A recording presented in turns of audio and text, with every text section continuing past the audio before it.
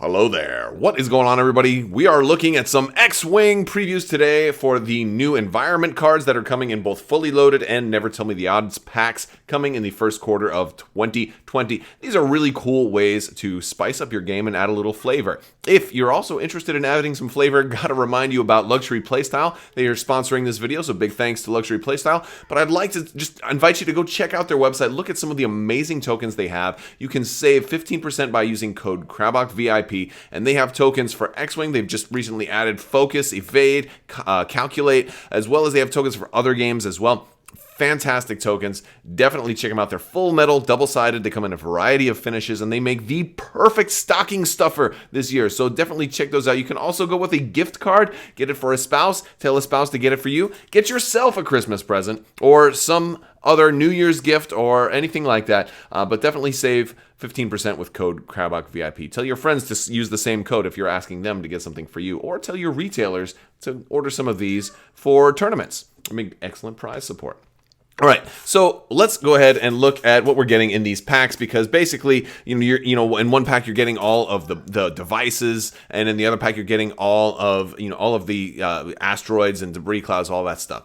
But in addition to all of those things, you're also going to be getting some environment cards, and they're going to be using some of those, some of that cardboard in new, exciting ways. So, and they give us a couple of these here, and this is kind of like a little taste of what you're going to get in these packs, and I think it's a really cool, new, fun way to play X-Wing. So, for example, Comet Tail. This one's not too game-breaking, right? But it does tell you which obstacles you're going to use, so there's none of that whole, it's not, like, these aren't tournament games. These are fun games.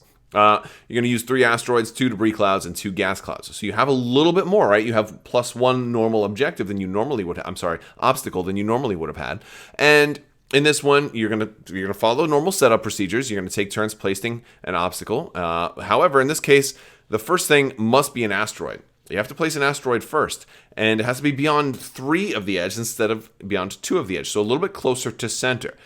Then each additional obstacle must be placed at range 1 of one obstacle and beyond range 1 of each other obstacle. So basically, the way that works is basically you're creating like a tail, like a comet.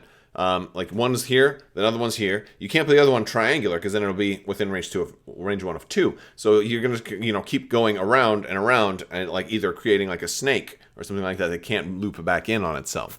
So that one could even get a little hairy if people kind of point it towards a corner. You might not have room to loop it around. But I think I think it's possible to break this rule set and then not be able to place anymore. However, I think that, if you're playing this one, then the spirit of it is to kind of create this big loopy type of thing, because you can actually have them. You can have them pretty close. At range 1, you can be very, very close. So you can create a really like a pretty. You can't be too close though, because you won't be able to be beyond range 1 of other obstacles. So I think at this point it's a pretty good way. You put it about like halfway out there, and then you can have them really, really close and just have this line going all the way across the table. I think that'll be a really fun one. You've got Ion Clouds. Ion Clouds is going to use 1 asteroid, 2 debris clouds, and 3 gas clouds. And this one I think is pretty interesting. Basically, this one is just changing your gas clouds to give you 4 ion tokens. This one's actually kind of interesting because a lot of people were talking about how the gas clouds don't really do enough and how they're not really that big of an obstacle. And some people were talking about, well, what if they changed them to give out ion tokens? And that was kind of something that was toyed around a little bit, and I kind of expected maybe to be asked during the live stream today. However, I don't think that's going to be the case, considering that we have a special scenario now that is going to have gas clouds give out ion tokens. Now, granted, it's giving 4 ion tokens, so like 4 is a kind of an extreme amount, and I'm thinking, well, maybe that's it might have some implications for huge ships too. It might have something to do with that. We got Minoc Infestation. This one is pretty interesting. You're going to be using 3 asteroids and 3 debris clouds. And you're going to place things as normal, but they must be, beyond 1 of each other and beyond 2 of each play edge area, kind of standard. When you roll attack dice, due to moving through or overlapping an asteroid or debris cloud, you resolve the following in addition to the normal effect. So this is a rough one. So basically, on a blank results, and you're going to gain strain, And on eyeball results, you're going to gain the disarm token. So almost everything is bad here. I think the only case is if you go through a debris cloud and happen to roll a hit. But yeah, like so in this case, you're getting eaten up by Minox no matter what you do. So that one's kind of fun.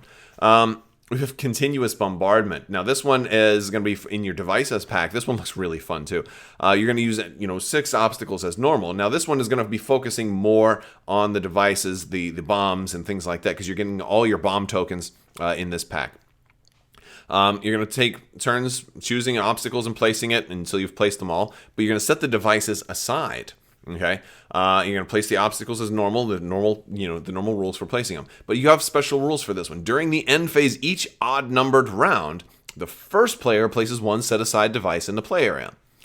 But during the end phase of each even-numbered round, the second player places one set-aside device in the play area and places a fuse marker on that device. So the second player gets the fuse markers, the first player doesn't. That could give the first player a quite an advantage, since the second player's placements now become kind of broadcasted a little bit with the countdown. But the restriction here is that all those devices must be placed at range 1 of an obstacle and beyond range 0 of each other object. An object means anything, so the fuse could work out for the second player, because if I put it in a certain place, that means that you can't place it within, you can't place it touching that. So I don't know. I feel like first player gets a pretty big advantage with this one. And that's interesting because that almost reminds me of something that Armada likes to do. We also have, this was my favorite one, I think. And this one's munitions cache. Again, also 6 obstacles.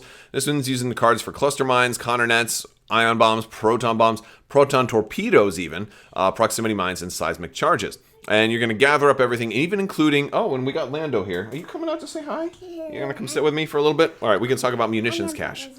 So, but basically, you're even going to use proton torpedoes. And you're setting all of these upgrades... Hey, hold on. We're setting all of these upgrades aside, and it's kind of like the Hunger Games, in that when you go over something with a token on it, you're going to be able to draw an upgrade at random from the set-aside list and equip that, ignoring restrictions. So that is pretty cool, and you're removing the little cash token. So I know it's exciting. Are you excited? Yeah.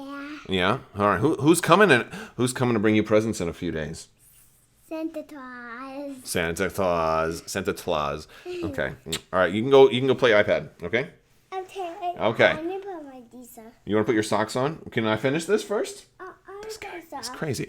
Anyway, but yeah, so I think this one's the most fun because you're going to be getting the most stuff. You're going to be getting a whole kinds of new options, like being able to have a TIE fighter with proton torpedoes, for example. So I think that one's pretty cool. Now, one of the things, though, it doesn't say that you don't also suffer from, like, if you do crash into the torpedo, you get to get the upgrade, but you're also going to have to roll for damage. So, hitting those caches isn't exactly like a really good thing. It could be a good thing, But there's certain lists that'll work better for this. But I think you're going to, you pull these at random. So it's not like you're going to be like, we're not nowhere. I mean, you can just say, we're going to do munitions cache, or you can just pull one at random. I think there's a couple of different ways to do that. I would love to hear from you guys, though. What do you guys think about the munitions cache, about all of these different environments? What is your favorite out of the ones that they showed us today? Also curious if you guys are going to be tuning into the live stream. I will be doing like kind of a live stream breakdown. I'll probably bring that out tomorrow. So make sure you are subscribed. If not for just for the giveaways, for more content. Oh, by the way, the giveaways. Did I tell you guys about 12 Days of Life Day that's going on right now? There's been all kinds of stuff that we've been giving away during the month of December. I've given away board games. I've given away a C-Rock. I've given away some promos. There was a Wedge promo that was given away. Gift cards, promos for Armada, for Legion, and there's a lot more stuff coming. I think we've had seven giveaways so far out of the 12. There's 5 more giveaways left. If you're interested in winning something at random, all you have to do is be a subscriber and leave a comment on this or one of my videos. I'll be giving those away all month long. Anything that's not claimed from the 12 Days of Life Day giveaway, will roll over into Patreon giveaways. So once January rolls around, anything that's not claimed, so if you got to watch the videos to see if I say, hey, you're the winner, then you just contact me. You can go to the About page of my YouTube channel or just email me at mailcrabbok@gmail.com, or you can find that also on crabbok.com. You can find my my contact information there. So just say, hey, I won, and I'll get your contact, I'll get your details. It's as simple as that.